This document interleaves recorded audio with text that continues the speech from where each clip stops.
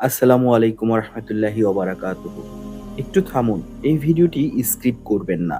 কারণ এই রাত্রি যদি আপনার জীবনের শেষ রাত হয়, তাহলে এই ভিডিওটি হতে পারে আপনার জীবনের শেষ সতর্কবার্তা।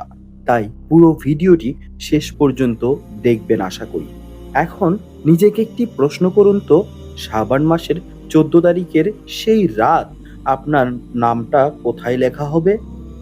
জীবিতদের তালিকায় নাকি মৃতদের তালিকায়? আপনি কি বেঁচে থাকবেন নাকি মারা যাবেন? আপনি কি নিশ্চিত করে বলতে পারবেন শাবান মাসের 14 তারিখের এই রাতটি আপনি পরের বছর আবার জীবনে পাবেন? পারবেন না। কারণ আপনার বেঁচে থাকার নিশ্চয়তা আপনি দিতে পারবেন না। জন্ম হওয়ার একটা সিরিয়াল আছে, কিন্তু মারা যাওয়ার কোনো সিরিয়াল নেই। আপনার দাদা, বাবা এগুলো সবার আগে আপনিও হুট করে মারা যেতে পারেন। তাই আমরা কেউ নিশ্চিত না এই 14ই সাবান আবারও পরের বছর আমাদের জীবনে আমরা পাবো। আমরা কেউই নিশ্চিত না। তাই আসুন এই অত্যন্ত গুরুত্বপূর্ণ রাত সম্পর্কে আজকে জেনে নেই এই ভিডিওতে। এই ভিডিওতে থাকছে শবে বরাত আসলে কি? ২. এই রাতের গুরুত্ব এত বেশি কেন? শবে বরাতের রাত কোথা থেকে এসেছে? কোরআন ও হাদিসে এই রাত সম্পর্কে কি বলা হয়েছে? এই রাতে আসমানে আসলে কি ঘটে? কারা এই রাতে ক্ষমা পায় না আর কারা এই রাতে ক্ষমা পাবে আল্লাহর? আমাদের প্রিয় নবী হযরত মুহাম্মদ সাল্লাল্লাহু আলাইহি ওয়াসাল্লাম এই রাতে কি করতেন? প্রচলিত হালুয়া রুটির বিষয়টি ইসলামিক দৃষ্টিকোণ থেকে কি বলে? শবে বরাতের রাতে আপনার আমাদের করণীয় কি? এই রাতে কিভাবে আপনার তাকদীর, ভাগ্য বদলে দিতে পারে এই একটি রাত? ভিডিওটি শেষ পর্যন্ত দেখুন, আপনি শবে বরাত সম্পর্কে একটি পূর্ণাঙ্গ, পরিষ্কার ও দলিল ভিত্তিক ধারণা পাবেন ইনশাআল্লাহ। প্রথমে আসি শবে বরাত আসলে কি। শবে বরাত একটি রাত যার নাম এসেছে ফার্সি ভাষা থেকে। শবে অর্থ রাত, বারাত অর্থ মুক্তি। অর্থাৎ এটি এমন একটি রাত যেখানে একজন বান্দা এই রাতে দোয়া করলে আল্লাহ তার গুনাহ থেকে মুক্তি দেয় এবং রহমত দান করে। এই রাতটি অন্য সাধারণ রাত থেকে একটু হলেও স্পেশাল রাত। আরবি ভাষায় এই রাতকে বলা হয় লাইলাতুন নিসফি মিন শাবান, অর্থাৎ শাবান মাসের মধ্যরাত। এ রাতটি আসে শাবান মাসের 14 তারিখের রাত, যা অনেক মুসলিম সমাজে শবে বরাত নামে পরিচিত। মুসলিম ধর্মাবলম্বী মানুষদের কাছে এই রাতের গুরুত্ব কেন এত বেশি? এই রাতের গুরুত্ব ইসলামিক দৃষ্টিকোণ থেকে এসেছে ইবাদত, রহমত ও দোয়ার জন্য। পবিত্র গ্রন্থ কোরআনে অনেক আলামত রয়েছে এই রাত সম্পর্কে। আল্লাহর রহমতের প্রশস্ত দিককে উল্লেখ করেছেন, যদিও সরাসরি কোথাও শবে বরাত শব্দটি উল্লেখ করা নাই। কিন্তু যে আলামতগুলো কোরআনে এসেছে তা এই রাতকেই ইঙ্গিত করে। যেমন কোরআনের এই আয়াতটি সত্যিই আমাদের কাছে গভীর শিক্ষা দেয়, যা সকলেই জানে। সূরা আজ-জুমার আয়াত নাম্বার 53। আল্লাহর রহমত থেকে হতাশ হয়ে পড়ো না। এই আয়াতটি মূলত আমাদের শেখায় আল্লাহ সর্বদা ক্ষমা, রহমত দান করতে চান। আমরা যতই ভুল করি না কেন, তার কাছে ফিরে আসা উচিত। ইসলামিক মতে অনেক গুরুত্বপূর্ণ এই রাত। কারণ এই রাতে পাপী-তাপী সবাই দোয়া করলে আল্লাহ তাআলা কারো দোয়াই ফিরিয়ে দেন না। সবার দোয়াই কবুল করেন। এই রাতে আল্লাহ তাআলা স্পেশাল ভাবে দোয়া মাফ করে এবং যারা অনুশোচনা প্রকাশ করে তাদেরকে আল্লাহ ক্ষমা করে দেয়। সামনের ১ বছরে তারা ভবিষ্যতে যা করবে ভালো কিছু লিপিবদ্ধ করা হয় তাদের ভবিষ্যতে। শবে বরাত রাত কোথা থেকে এসেছে? ইসলামিক দৃষ্টিকোণ থেকে শবে বরাতের রাতের ধারণাটি প্রাচীন যুগ থেকে মুসলিম সমাজে প্রচলিত। এর শব্দ সমাজের মধ্যে ছড়িয়ে পড়ে। হাদিসে লাইলাতুন নিসফি মিন শাবান হিসাবে কিছু বর্ণনায় পাওয়া যায়। যেমন একটা হাদিসে এসেছে, এই হাদিস দ্বারা বোঝানো হয়েছে আল্লাহ তাআলা পাপীদের দিকে তাকান এবং ক্ষমা করে দেন, কিন্তু যারা মুশরিক, যারা হিংসা পোষণ করে তাদের ব্যতীত। এই হাদিসটি সুনানে ইবনে মাজাহ গ্রন্থে বর্ণিত আছে, হাদিস নাম্বার 1390। এবার জানা যাক কোরআন ও হাদিসে এই রাত সম্পর্কে আর কি বলা হয়েছে। কোরআনে কখনোই সরাসরি শবে বরাত বলা হয়নি, কিন্তু তাফসীরবিদরা সূরা আদ-দুখান এর বরকতময় রাতকে এই রাত দিয়েই বুঝিয়েছেন।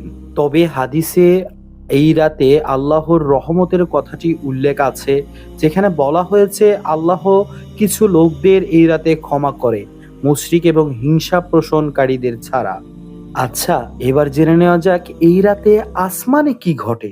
হাদিসের আলোকে বলা হয়েছে এই রাতে আল্লাহ তাআলা দিনের বান্দাদের দিকে তাকান এবং তাদের খাঁটি তওবা, যারা আন্তরিকভাবে ক্ষমা প্রার্থনা করে এই রাতে কান্নাকাটি করে আল্লাহর কাছে ক্ষমা চায়, তাদেরকে ক্ষমা করে দেন এবং তাদের যে দোয়াগুলো রয়েছে সেগুলো আল্লাহ কবুল করে নেন।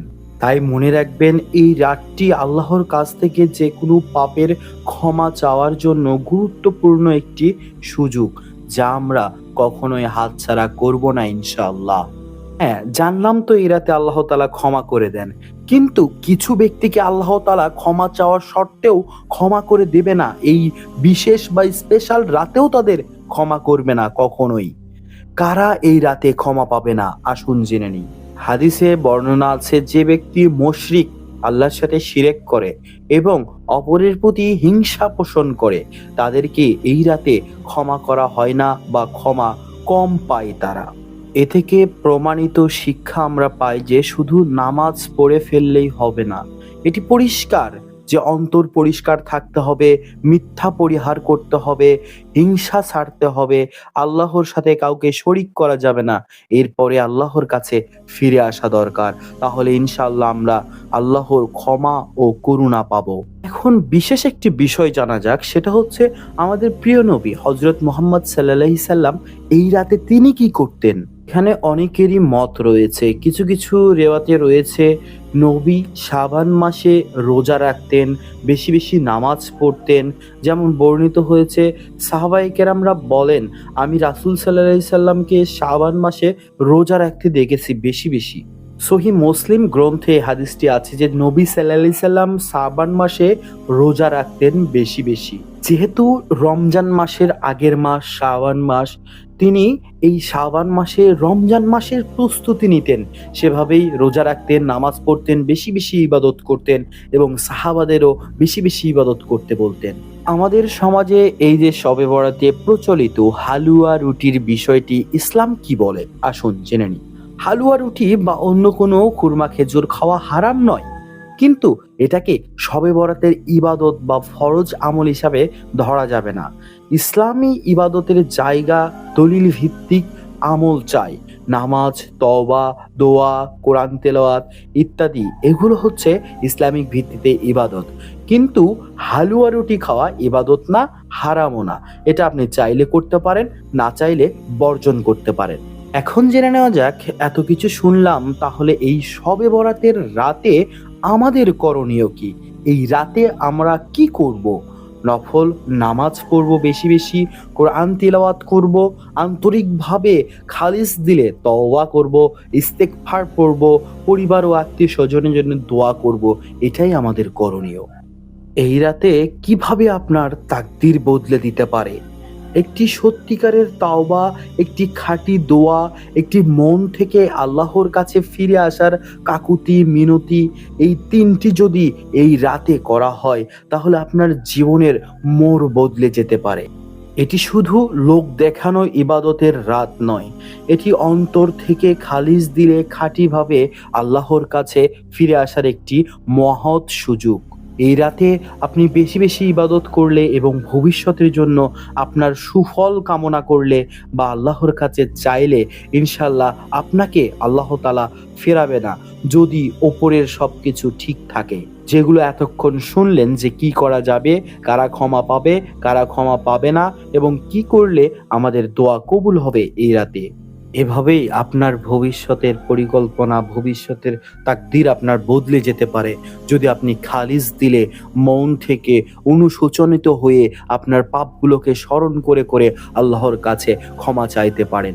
ইনশাআল্লাহ আপনাকে আল্লাহ তাআলা ফিরাবে না কখনো। এতক্ষণ যা শুনলেন এটা কোনো আবেগঘন ভাষণ নয়, কোরআন ও হাদিস ভিত্তিক বিষয়টাকে স্পষ্ট করার চেষ্টা করেছি। আশা করি যারা বুঝতে পেরেছেন ইনশাল্লাহ আমাকে কমেন্টে জানাবেন। আর যদি আমার কোনো ভুল ত্রুটি হয়ে থাকে এর ভিতরে, অবশ্যই ক্ষমা সুন্দর দৃষ্টিতে দেখে আমাকে কমেন্টে জানিয়ে দিবেন যে এই জায়গাতে আমার ভুল হয়েছে, আমি সংশোধন করে নেওয়ার চেষ্টা করব ইনশাল্লাহ।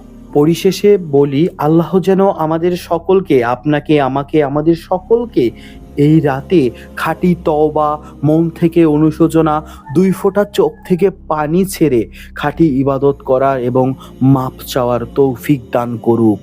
আমিন। সবাই কমেন্টে আমিন লিখে যাবেন। এরকম শিক্ষামূলক তথ্যবহুল ভিডিও চাইলে আমার শেষ জামানায় আমি চ্যানেলটি সাবস্ক্রাইব করে রাখবেন। ফেসবুক থেকে দেখলে আল আমিন নামে যে আইডিটি রয়েছে এটি ফলো দিয়ে রাখবেন। আর অবশ্যই কমেন্টে জানাবেন ভিডিওটি কেমন হয়েছে। আশা করি এর পরের ভিডিওগুলো আরও উন্নত এবং আরও ভালো হবে। আমার চ্যানেলের পাশেই থাকুন। ধন্যবাদ সকলকে। আবারও দেখা হবে নতুন কোনো বিষয় নিয়ে, নতুন কোনো ভিডিওতে। আল্লাহ হাফেজ। আসসালামু আলাইকুম আ রহমতুল্লাহি আ বারাকাতুহু।